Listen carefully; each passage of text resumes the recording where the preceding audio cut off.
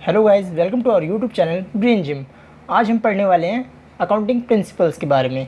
ये हमारी accounting principles की पहली वीडियो है जिसमें हम 4 प्रिंसिपल्स को कवर करेंगे।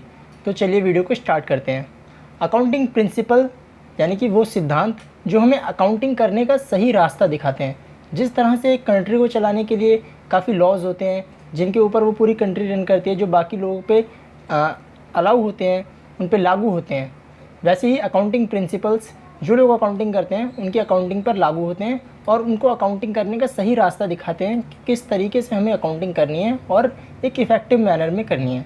ठीक है, तो सबसे पहला जो हमारा कंसेप्ट या प्रिंसिपल होता है अकाउंटिंग में वो होता है separate entity principle. Separate entity principle हमें ये बताता है कि बिजनेसमैन और बिजनेस दोनों अलग अलग हैं और अकाउंटिंग हमेशा हमेशा और हमेशा बिजनेस की ही होगी। यहाँ पे आप देखिए, हिमांशु द हैंडसम यानी कि मैं बिजनेसमैन हूँ और ये मेरा बिज़नेस है फैशन गारमेंट। ये आप बीच में देख रहे हैं बिजली कड़क रही है, ये हमें ये बता रही है कि businessman and business both are separate entity. Accounting is always done for business. ठीक है, बिजनेसमैन और बिजनेस दोनों अलग अलग होते हैं और अकाउंटिंग हमेशा हमेशा और हमेशा बिजनेस की ही होती है। सेकंड कंसेप्ट जो होता है हमारा वो होता है गोइंग कंसर्न कंसेप्ट। आइए इसे एक एग्जांपल से समझते हैं। गोइंग कंसर्न कंसेप्ट, ठीक है। गोइंग कंसर्न कंसेप्ट हमें ये बताता है, फॉर एग्जांपल मैंने एक मोमोज़ का ठेला लगाया। ठेला आपको पता होगा जैसे रोड पे लगाते हैं लोग, रेडी वाले, मोमोज़ का ठेला लगाया। अब मैं क्या सोचूंगा कि ज़िंदगी भर मेरे को ये ठेला ही चलाना है या फिर मैं मोमोज़ की एक आगे चल के शॉप खोलना चाहूँगा। और अगर मेरा बिज़नेस ज़्यादा ग्रो हो जाएगा तो मैं शॉप से मोमोज़ का अपना खुद का एक मॉल खोल लूँगा या फिर बहुत बड़े लेवल पे मोमोज़ का मतलब प्रोडक्शन करूँगा। ये मेरा एम होगा। या फिर मेरा एम ये होगा कि मैं मोमोज़ का ठेला आज मैंने स्टार्ट किया और आज ही ख़त्म कर दूँगा, या फिर मेरा मोमोज़ का ठेला है तो मैं ठेला ही चलाऊँगा ज़िंदगी भर। ये तो मेरा एम नहीं होगा ना। मेरा एम होगा कि मैं आज मोमोज़ का ठेला चला रहा हूँ तो कल मेरी मोमोज़ की शॉप हो, फिर मैं मॉल में मोमोज़ बेचूँ, ऐसा सोचूँगा ना मैं। होने को तो ये भी हो सकता है कि मैंने आज ही बिज़नेस खोला और आज ही बंद हो जाए, लेकिन मैं ये सोच के चलूँगा ना कि मेरा बिज़नेस लॉन्ग टर्म में चलेगा। ये थोड़ी सोचूंगा कि आज ही बंद हो जाए। होने को तो आज भी हो सकता है। तो ये प्रिंसिपल हमें ये बताता है कि हम ये एज्यूम करते हैं कि हमारा बिज़नेस लॉन्ग टर्म में चलेगा और हम इस पर ग्रोथ लाएंगे। ठीक है, आइए इसे अब इंग्लिश में समझते हैं। ये देखिए, मेरा बिज़नेस है फैशन गारमेंट्स और यहाँ पे क्या दिखा रहा है कि इन्फिनिटी तक जा रहा है, अनंत तक जा रहा है। इट इज़ एज्यूम्ड हम मानते हैं that business will be continue for a long time. हम ये मानते हैं कि हमारा बिजनेस लॉन्ग टाइम के लिए चलेगा। There will be no necessity to close down the business in the near future. Business को निकट भविष्य में बंद करने की कोई भी ज़रूरत नहीं पड़ेगी। ये कंसेप्ट हमें ये 2 चीज़ें बताता है कि हम ये मानते हैं कि हमारा बिज़नेस लॉन्ग टर्म में चलेगा, और दूसरी बात कि हमारे बिज़नेस को निकट भविष्य में बंद करने की कोई भी ज़रूरत नहीं पड़ेगी। तीसरा कंसेप्ट जो है हमारा वो है accounting period concept. Accounting period concept आइए इसे एक एग्जांपल से समझते हैं। Accounting period concept. सपोज़ कि मैंने एक बिज़नेस स्टार्ट किया 1 अगस्त को, मैंने शॉप स्टार्ट की। अब मैंने बिज़नेस किया 1 मंथ, 2 मंथ, ऐसे करते करते ना मेरे को 10-12 मंथ हो गए। अब मुझे पता भी तो होना चाहिए ना कि मैं अपने बिज़नेस का प्रॉफिट और लॉस कब कैलकुलेट करूँगा, या फिर ऐसा तो नहीं हो सकता ना मैंने 1 अगस्त को अपना बिज़नेस ओपन किया, अब मैं 31 अगस्त को अपना चेक कर रहा हूँ, या फिर कभी नवंबर में चेक कर रहा हूँ, कभी दिसंबर में चेक कर रहा हूँ, ऐसे नहीं हो सकता ना। इसलिए ना हमें अकाउंटिंग का पीरियड दिया गया है कि हम अपने बिज़नेस का प्रॉफिट या लॉस एक पर्टिकुलर टाइम पे निकालेंगे,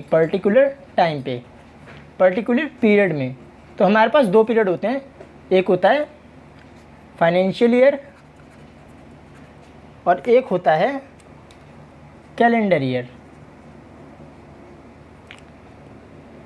फाइनेंशियल ईयर जो होता है वो हमारा होता है 1 अप्रैल से करेंट ईयर के 1 अप्रैल से 31 मार्च के नेक्स्ट ईयर तक। ठीक है। और जो हमारा कैलेंडर ईयर होता है वो होता है 1 जन से करेंट ईयर के 31 दिसंबर तक करेंट ईयर के, ठीक है। ये होता है 1 अप्रैल के करेंट ईयर से 31 मार्च के नेक्स्ट ईयर तक। ये होता है 1 जनवरी के करेंट ईयर से 31 दिसंबर तक करेंट ईयर तक, ठीक है। हमारे पास ये 2 पीरियड है, हम इन दोनों में से किसी एक को भी फॉलो कर सकते हैं। सपोज़ मैं ये फॉलो कर रहा हूँ, तो मैंने 1 अगस्त को मान लेते हैं बिज़नेस स्टार्ट किया। वैसे बिज़नेस तो मेरे को मतलब ये पीरियड जो होता है वो 1 अप्रैल से होता है, पर मान लेते हैं मैंने 20 में स्टार्ट किया, तो मैंने स्टार्ट किया, यहाँ पे स्टार्ट किया। तो अब मैं जब इसका प्रॉफिट या लॉस निकालूंगा ना, तो मैं कब निकालूंगा? 31 दिसंबर को निकालूंगा, सॉरी 31 मार्च को निकालूंगा, 31 मार्च को निकालूंगा नेक्स्ट ईयर के। सपोज़ कि मैंने 1 अगस्त 2019 को ये स्टार्ट किया था, तो मैं इसका निकालूंगा 31 मार्च 2020 को, ठीक है। तो मैं कितने महीने बिजनेस कर रहा हूँ? अगस्त, सितंबर, अक्टूबर, नवंबर, दिसंबर, जनवरी, फरवरी, मार्च, 9 मंथ। और मान लेते हैं कि मैंने अगर 1 जन को बिज़नेस स्टार्ट किया और मैं फॉलो कर रहा हूँ अपना फाइनेंशियल ईयर, तो मैं इसका प्रॉफिट और लॉस कब निकालूंगा? 1 जनवरी 2020 को फॉलो किया, तो मैं निकालूंगा 31 मार्च 2020 को। इस केस में मैंने कितने मंथ बिजनेस किया? 3 मंथ, ठीक है। एग्जाम्पल 1 और ये हो गया हमारा एग्जाम्पल 2। अब जो होता है हमारा होता है कैलेंडर ईयर। सपोज़ कि मैंने 1 अगस्त को इसमें बिज़नेस स्टार्ट किया, 1 अगस्त 2019 को स्टार्ट किया, तो मैं 31 दिसंबर 2019 को इसका प्रॉफिट या लॉस कैलकुलेट करूँगा, ठीक है। तो कितने मंथ मैंने बिज़नेस किया इसमें? अगस्त, सितंबर, अक्टूबर, नवंबर, दिसंबर, 5 मंथ, ठीक है।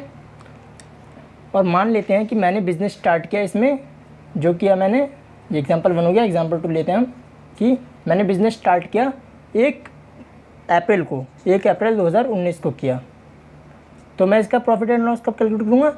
31 दिसंबर को 2019 पे कितने मंथ बिज़नेस किया मैंने? अप्रैल, मई, जून, जुलाई, अगस्त, सितंबर, अक्टूबर, नवंबर, दिसंबर, 10 मंथ। नहीं, अप्रैल, मई, जून, जुलाई, अगस्त, सितंबर, अक्टूबर, नवंबर, दिसंबर, 9 मंथ मैंने बिज़नेस किया, ठीक है। तो ये हमें क्या बताता है कि अगर हम ये फाइनेंशियल ईयर फॉलो कर रहे हैं, तो हम बिज़नेस कभी भी स्टार्ट करें, हम उसको कैलकुलेट यानी कि उसका एंड जो करेंगे, ईयर एंड करेंगे, वो करेंगे 31 मार्च को नेक्स्ट ईयर के, ठीक है। और ये हमें बताता है कि अगर हम बिज़नेस कभी भी स्टार्ट करें, तो हम जो उसका एंड करेंगे वो करेंगे 31 दिसंबर में करेंट ईयर के, ठीक है। आइए से इंग्लिश में पढ़ते हैं। Accounting period concept, financial year और कैलेंडर ईयर। हमारे पास 2 चॉइसेस हैं। फाइनेंशियल ईयर स्टार्ट होता है 1 अप्रैल के करेंट ईयर से और ख़त्म होता है 31 दिसंबर के नेक्स्ट ईयर पे। जो हमारा कैलेंडर ईयर है वो स्टार्ट होता है 1 जनवरी के करेंट ईयर पे और ख़त्म भी होता है 31 दिसंबर के करेंट ईयर पे। ज़्यादातर लोग फाइनेंशियल ईयर को प्रेफरेंस देते हैं, उसके पीछे इनकम टैक्स का एक लॉजिक है जो हम आगे जाके पढ़ेंगे। अभी वो हमारे किसी काम का नहीं है। अभी हमें सिर्फ इतना समझना है कि हमारे पास 2 ईयर होते हैं, हम उन दोनों में से किसी एक को फॉलो करते हैं, ठीक है।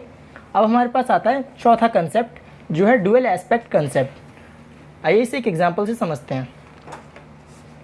जो हमारा फोर्थ होता है वो होता है डुअल एस्पेक्ट कंसेप्ट।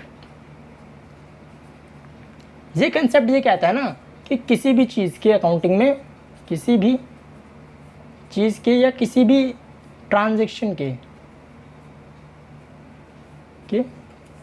2 इफ़ेक्ट होंगे, 2 इफ़ेक्ट होंगे, यानी कि 2 अकाउंट उससे प्रभावित होंगे। जैसे हिमांशु द हैंडसम, मैं गया मोमोज शॉप पे, मोमोज शॉप पे मैंने इनसे मोमोज़ लिए, 20 रुपए के मोमोज़ लिए। फर्स्ट क्या हुआ, मेरे पास मोमोज़ आए, और सेकंड थिंग क्या हुई, मेरे 20 रुपये गए। मैंने इनसे 20 रुपये के मोमोज़ लिए तो मेरे पास मोमोज़ आए, लेकिन ये तो पहला इफेक्ट हो गया। और दूसरा इफेक्ट क्या हुआ, मेरे 20 रुपये गए। इसी तरह से अकाउंटिंग में ये होता है, ये कंसेप्ट ये बताता है कि आप कुछ भी करेंगे, कोई भी ट्रांजेक्शन करेंगे तो उसके 2 इफेक्ट होंगे। जैसे हमने पहले पढ़ा था बिजनेसमैन बिजनेस में कैपिटल लाता है, कैपिटल लाया, तो कैपिटल लाया तो एक तरह से हमारा कैश बढ़ा। कैपिटल कैश में भी ला सकता है, फिर करंट में ला सकता है, पर मान लेते हैं हम पैसे लाया, कैपिटल पैसे में लाया तो हमारा कैश बढ़ा, इधर से हमारी कैपिटल बढ़ी। ठीक है, अब वो कल को पैसे निकालता है तो इधर से हमारा कैश कम हो जाएगा, इधर से हमारी कैपिटल कम हो जाएगी, तो दो इफेक्ट पड़ेंगे। आइए इसे इंग्लिश में पढ़ते हैं। जैसे एग्जांपल यहाँ पे दे रखा है, बुक, आप आज जितने नोट्स बनाएंगे और उनको पढ़ेंगे, आप फ्यूचर में उतने ही नोट कमाएंगे, यानी कि उतना ही आपका बैंक बैलेंस ज़्यादा होगा। इसे इंग्लिश में पढ़ते हैं। The system of recording transaction based on this principle is called dual aspect concept. It is become two side of balance sheet are always equal, asset is equal to liabilities plus capital. ये आपको आगे समझ में आएगा, बस अभी आपको इतना समझना है कि ये डुअल एस्पेक्ट कंसेप्ट इतना बताता है कि अकाउंटिंग में किसी भी ट्रांजेक्शन के कम से कम दो इफेक्ट होते हैं। ठीक है, आई होप आपको हमारी ये वीडियो अच्छी लगी हो। अगर आपको हमारी वीडियो अच्छी लगी तो हमारे चैनल को सब्सक्राइब करें, वीडियो को लाइक करें और शेयर करें। और आप हमें ऐसी और एजुकेशनल वीडियो के लिए हमारे इंस्टाग्राम और टेलीग्राम चैनल को फॉलो कर सकते हैं। आप हमारी वीडियो को शेयर कीजिए, सब्सक्राइब कीजिए चैनल को, इससे हमें और एजुकेशनल वीडियो बनाने के लिए मोटिवेशन